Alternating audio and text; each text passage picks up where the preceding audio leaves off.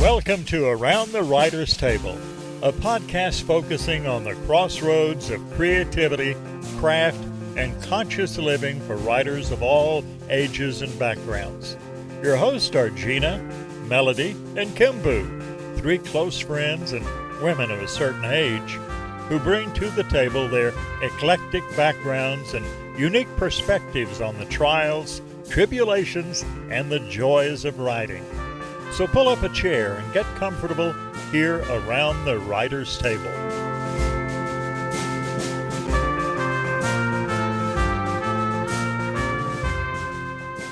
Hello, listeners. It's wonderful to have you back with us. I am Gina Hogan Edwards. Welcome around the writer's table.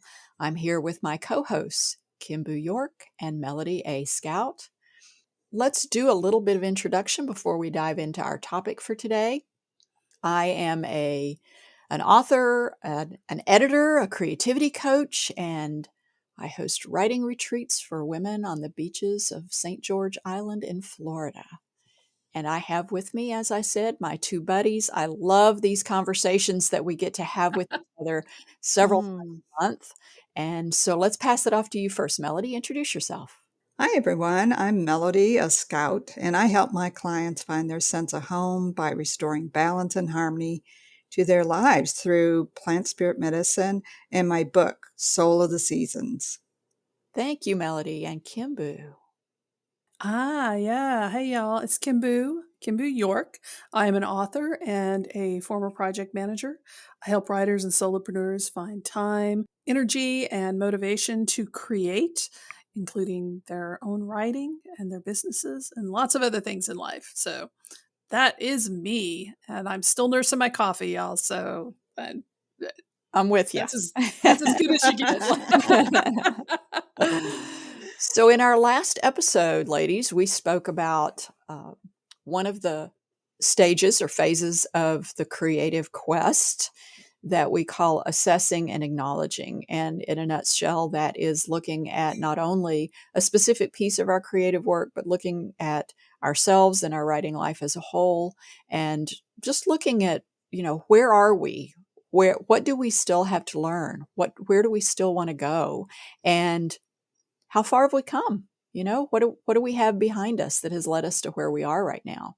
So we talk about each of these phases of the creativity quest and relate them after each episode where we do a deep dive into the phase itself, relate them to the seasons and the seasons of our lives, which is the topic of Melody's book, Soul of the Seasons. And so we're going to be spending this episode revisiting the topic of assessing and acknowledging and how it relates to the seasons. So, Melody, I'm going to let you take it from there. Thanks, Gina. So we spoke a little bit earlier about maybe the seasons of summer, but because there's a lot of reflection and assessment of our work as an ongoing process during the summertime, which is very productive. But really, this assessing and acknowledging topic that we're talking about in the creative cycle lands squarely into the season of fall. And we're going to list on the podcast notes which episodes you can go back to re-listen or listen for the first time about the season of fall. And there's another one on critiquing that we had. It was really good. And this season is the time of year in our inner cycle, in our inner landscapes, where things start to quiet down. We've done all the productivity. We've done a lot of the work. We've made our drafts or revisions. Now is the time that we assess what we have done. We take a look, a discerning look, and with precision, we assess what is of a value, the most value in what we've created and within ourselves. And also with precision, then we decide what we're going to release. And this requires, as we talked about in depth at our previous episode, rigorous self-honesty. And also included in this season is the core emotion of grief, which is a natural result of letting something go that is of value to you. Even when we go through our revisions and we know it's time, we can't just keep every single word that we have written, although we may often want to. Every single word was hard won and feels precious to us. We can't possibly keep them all and make our work, the finished product, the result that we want it to be. So in our lives, the same is true. And usually this is a result of a loss in our lives that we take this harsh inner, what can feel harsh, certainly, inner assessment of ourselves. So the organ systems within the body in Chinese medicine that this is associated with this season is lungs, that is breathing in, receiving divine inspiration, and the colon, letting go of those things that no longer serve us. And the letting go is super important. We're going to talk about that more, letting go, and why that's of value to us in this part of the process. Because without that, you can't receive anything new into your life if you've hung on to every single thing from the past. And this dovetails wonderfully into the assessing and acknowledging part of the creative cycle that Gina talked about in episode 26. So I'd like to go around our circle, and I would love your feedback. Let's start with you, Kimbu. Why Oh is no. Yeah, dun, dun, dun. Why is healthy assessment important to you personally and to your work? Ooh, such a good question. Such a good question. I think, well, its importance is pretty obvious. Like, you have to know where you are to get an idea. Even if you have a goal, a big goal, a small goal, you have to know where you are in order to set the steps on getting to the next stage. And I guess that's the project manager in me talking. Like, I just like, yeah, you got to know where you are. You got to make a list. You got to have a checklist. Like, that's really my my way of approaching most things in life. Like, if you just have a checklist, everything will be fine. But unfortunately, especially when it comes to creativity, nothing's really that simple. So when I talk about healthy self-assessment, I did mention in the previous episode that, for me, therapy did a lot along those lines. And I know people have, I don't want to sell therapy as a fix all. It does work for some people. It doesn't work for other people, whatever your comfort level is with that. But for me, it helped me get an objective opinion about what was going on in my life. Because one of the things, certainly with my anxiety issues, and you talked a little bit about this in the last episode as well, Melody, about getting caught in the loop of assessing, like just really just assessing and assessing and assessing and assessing, and never getting out of that because of insecurities and fears, and being able to see that I'm in that loop, not even see a solution out of it, just be able to see that I'm in that loop has been the most important growth process for me. It's related to acknowledging, but it's really self-awareness. It's saying, "Oh yeah, you're kind of in a loop. Oh, you're being perfectionist. Oh, you're being being self-defeatist and dragging yourself down.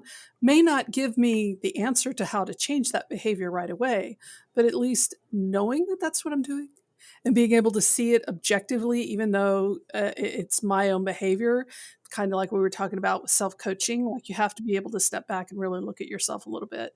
And getting those skills has helped me as a person, obviously, but as a writer, because it takes me out of the highs and the lows. I mean, Gina, I'm sure you're familiar with this with writers that you've worked with, is that, there's the high of being creative, and then there's a low of thinking that what you've created is terrible and awful. And Mm-hmm.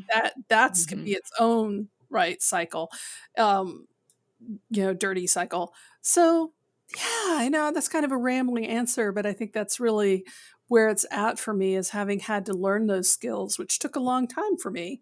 Um, wasn't easy, but learning that skill of self-coaching in the sense of being objective about where I actually am, that assessing, Mm-hmm. where my story is, where I am as a writer, where I am as a person. And then from there, understanding what the problem is and being able to work my way out of it. Mm, nice. Gina? I will get to your question, but there's something that I want to touch on before I do, because you brought up something really important, Melody, that I want to make a little bit more clear to the listeners. So we're talking about this creativity quest in terms of these 10 stages that I've seen writers and myself go through, and we're equating it or seeing where it parallels with the seasons of our inner landscape. And you brought up the idea of releasing and letting go and how vital that is as part of the assessing stage.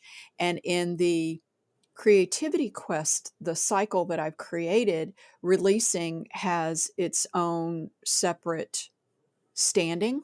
I Mm-hmm. identify it as its own separate stage. And this is one of the things that makes it a little challenging to kind of put language around the creativity quest, because we can actually be in several phases or stages at the same time. And Mm-hmm. so while we're doing the assessing and acknowledging, and we're deep in that stage, we may also be doing the releasing. So I just wanted to touch on that so that the listeners could follow along with where we are in terms of comparing these two sort of templates for living the creative life. So, to your question, why is healthy assessment important to our work? Well, it's obviously the most obvious answer to that is that it's important to our work in terms of helping us not only improve individual pieces, but just improve overall.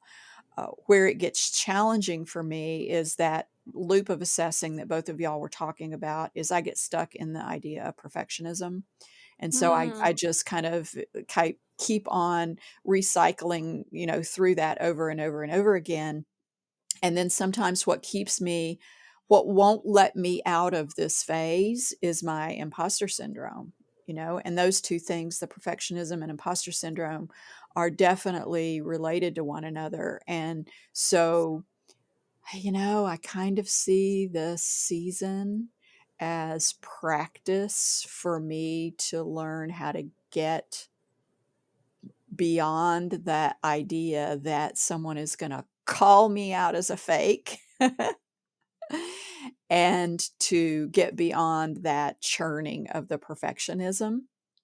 And I've had multiple reminders lately in various aspects of my life that I need to treat myself as I would treat my BFF.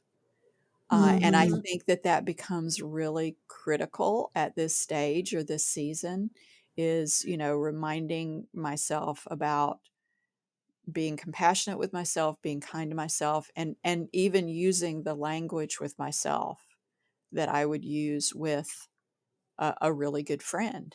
And I think that those are things that can help us um, move forward, that can help us, navigate through some of the more challenging parts of assessing where we are and being honest with ourselves, and acknowledging, what is it that we still need to work on, and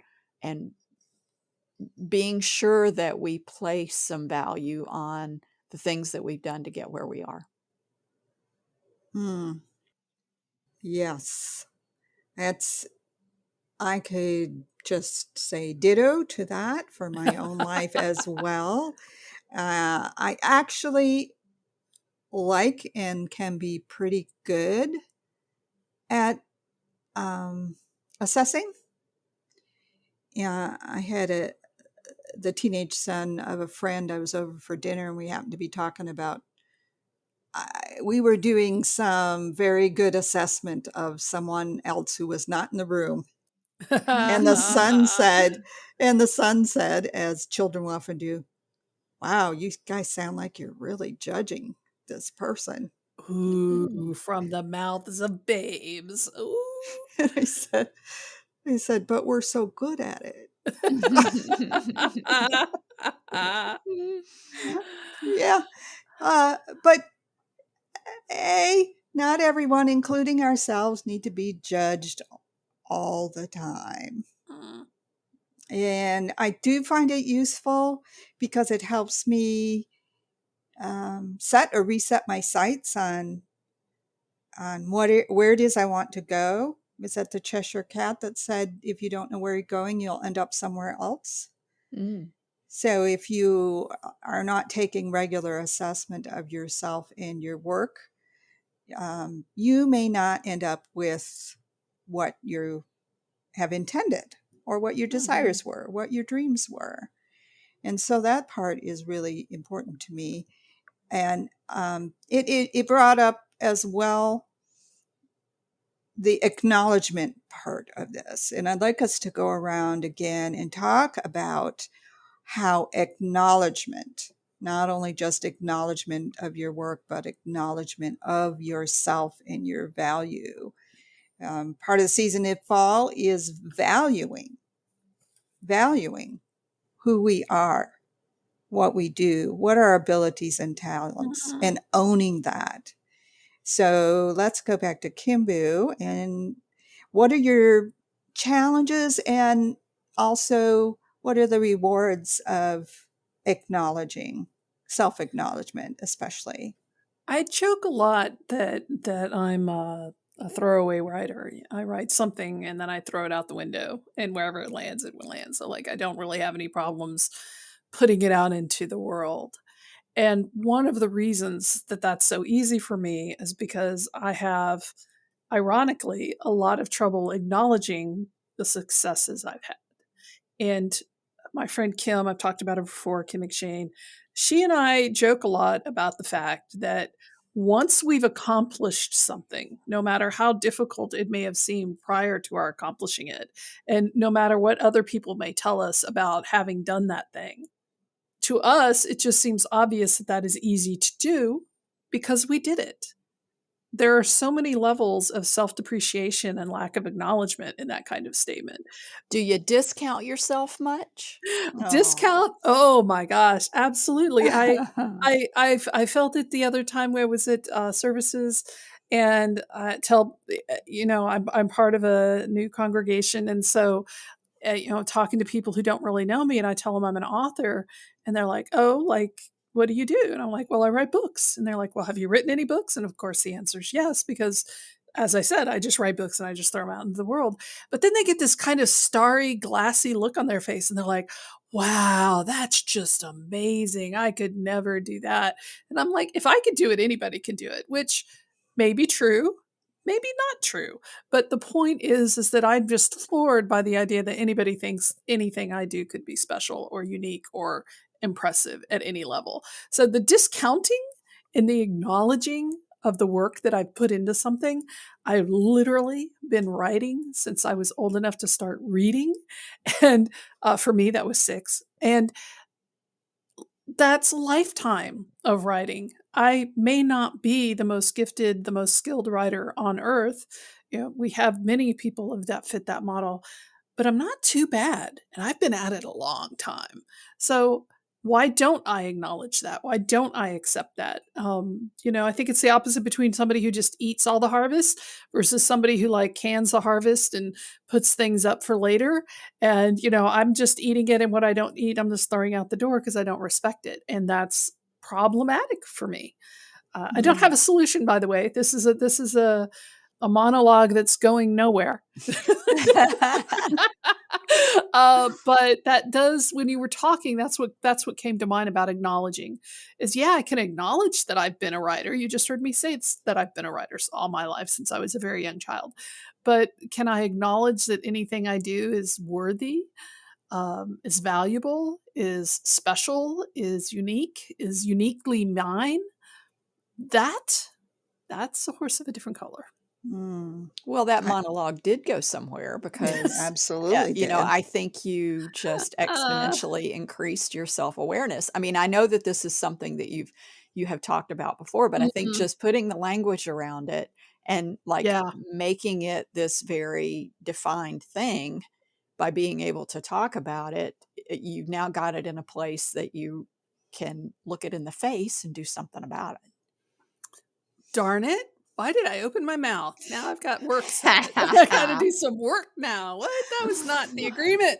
Uh, Ain't that why we're here? I'm here Oh. to drink coffee and know things. I don't know about you. Uh, oh, and you do well at both of those. Mm, yes. So, Gina, what about acknowledgement is challenging and rewarding for you? This brings to mind a article that I recently wrote on Substack that I called Recalibration. And I see how this Mhm. assessing and acknowledging and the season of fall to me feels sort of like an opportunity to recalibrate, to check where we are, and to make sure that we're in alignment with all of the things that we want to be, following along with. I think it's really easy for all of us to remember the bad. So, like when we share a piece of writing or, do anything in our lives and get feedback on it, we might have 10 people talk about how fabulous that it was and how wonderful we are. But if there's one person that says something negative, then we've got that tendency to remember that one person above the 10. Mhm. And That's so true. so I think that's one reason that this phase, this stage in our life, this season in our life can be so challenging for us is because we put so much um, weight, emphasis, and importance on that negative thing, thinking that somehow it means more than the good things do. And so that's been something that I've tried to be really aware of. And in my efforts to assess and acknowledge and recalibrate and realign, I have noticed that when I am kind and honest with myself about that process and get to the uh, end result, we'll say, like being able to reflect back on what I've done, that I can tell that I'm in a good place when I pay attention to how I feel in my body. Because Mhm. there is Mhm. this like I don't know how to describe it other than alignment. It just feels like I'm in the right place. I may certainly still have a ways to go, in terms of like doing things better, whether that's writing or other things in my life. But I feel like when I am in alignment with my beliefs and with my intentions and with what I sort of stand for in the world, especially when it comes to my writing, that I have this very settled comfort in my body. Mhm. And I've learned to pay more attention to that. Wow, that is a lot to be thankful for, honestly. And I understand that. And one of the things that I receive personally from acknowledging my value in myself and my work is this state of gratitude for what I have, what I've created, what I've been giving, how I've been supported through the process. And it grounds me in that self knowing of that about myself, the value of myself. And it brought me around to something you said earlier, Gina, you know, about the imposter syndrome. Somebody's going to call me out and say, you're an imposter. Well, you know what? That very well might happen. Mhm. Mhm. This world is full of a lot of unkind people. And someone might say that to you. But when we're grounded in this acknowledgement of our own value and the confidence in our work, what we know about ourselves. Yeah, that stuff stings.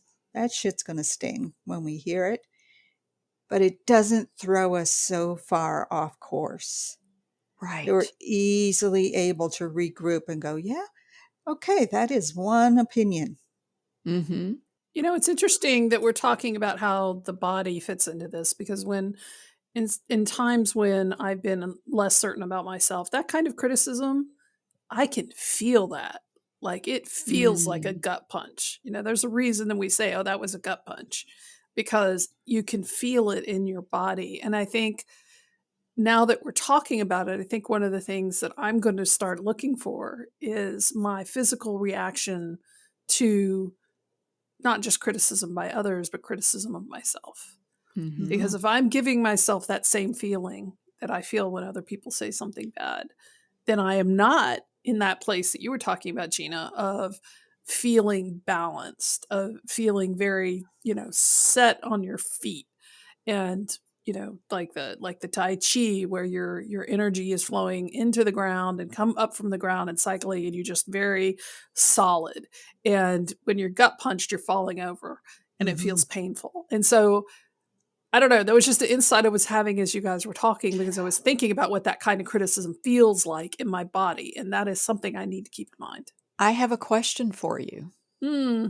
Do you think that that feeling in your body, when you either receive the feedback from external sources or from yourself, feels different when you're able to recognize that that feedback is true versus it being harsh criticism that isn't true? That's a very good question indeed. Or harsh criticism that is true.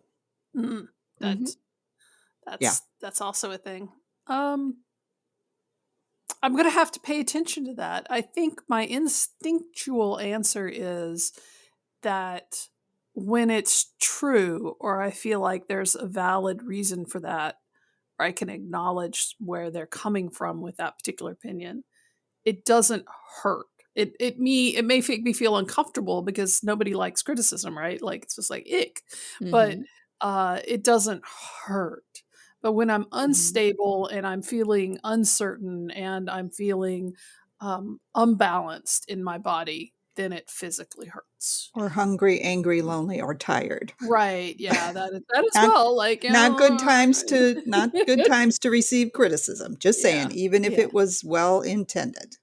Well, and I think that both of those, whether it's, something that is thrown at me is true or something is thrown at me that is not true, I think they can both feel like gut punches, but Mm-hmm. it's Right. the microsecond after I feel the gut punch that tells me Mm. whether it's true or not. Because if it is true, and I'm being honest with myself about that, that gut punch sort of transforms into, um, hmm, don't know the word for it, but it transforms into something that might still sting, but it doesn't hold the same force that the Yeah. other kind of gut punch does. Yeah. Mm. Mm. And to be honest, the element of the season of fall is metal.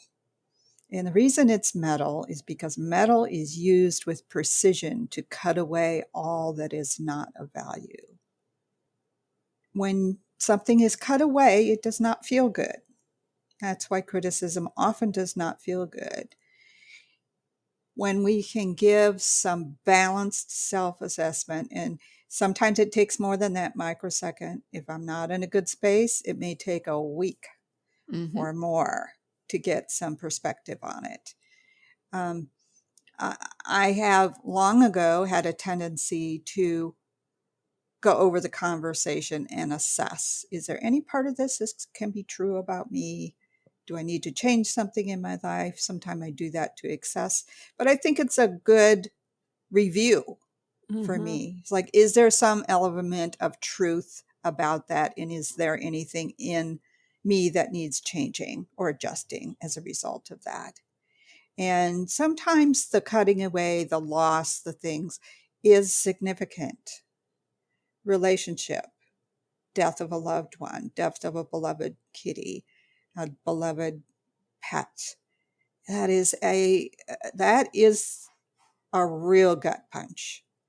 And it is often the time that sometimes we may either gather everything around us and try to hang on to everything for fear of losing more, or we let go of everything, and we forget to hold on to those things that are precious to us.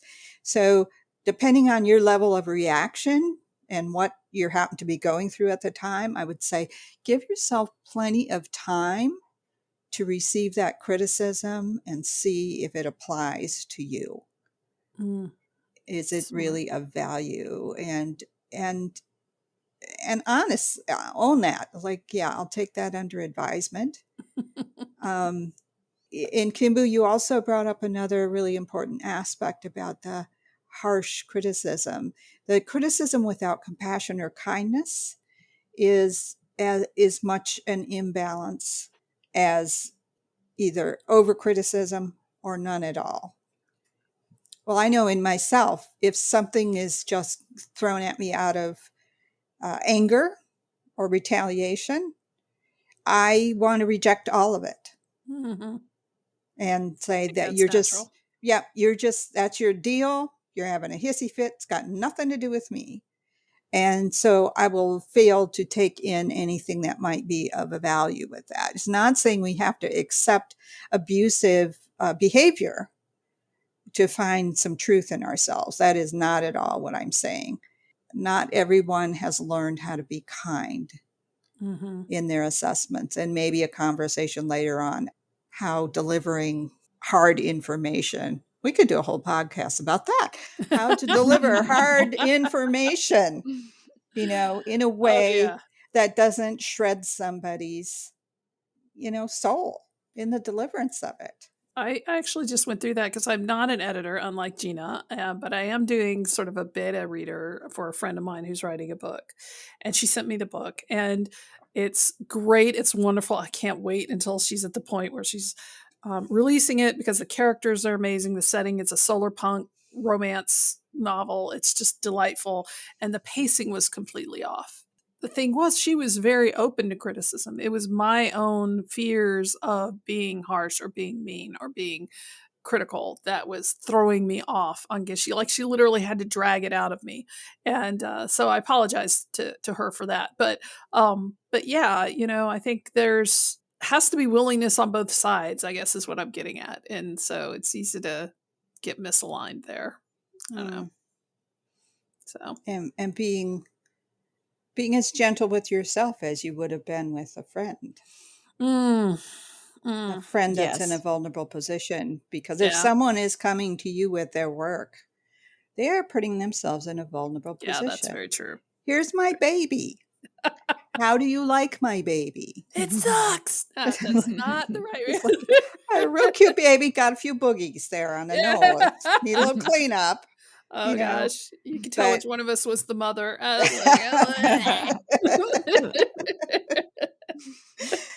so Ah. yeah, oh man, this is Yes, such a we great could go on for conversation. another hour. Like, We we really should. could, I but want to share one more quick light bulb moment as okay. as I've been listening to you all and thinking about acknowledgement and this whole stage of assessing and acknowledging. I realized that this has not been, when it comes to my craft, the craft of writing, has not been a particularly challenging stage for me. And I think that it's because, as my dad likes to say, I'm a lifelong learner. It's like I love to learn new things. Mhm. And so it is not daunting to me to recognize that I still have things to learn. I just like to dive in and learn them. So I had never really thought about it in terms of why this particular stage, I'm not applying this to every aspect of my life by any means in terms of it being easy. But when it comes to my craft in particular, I think that this stage or this phase has been not as challenging for me because of that aspect of loving to learn so much. That makes total sense. It Yeah, that does. makes And that's a good point because I find that in myself. I actually love critique groups, and I'm not particularly thin skinned about my work. However, I have been, and I talked about this in earlier episodes where I gave it to somebody critique too early in the game. yeah. And I really wasn't looking for critiquing right then. I was looking for a cheerleader. Mm-hmm.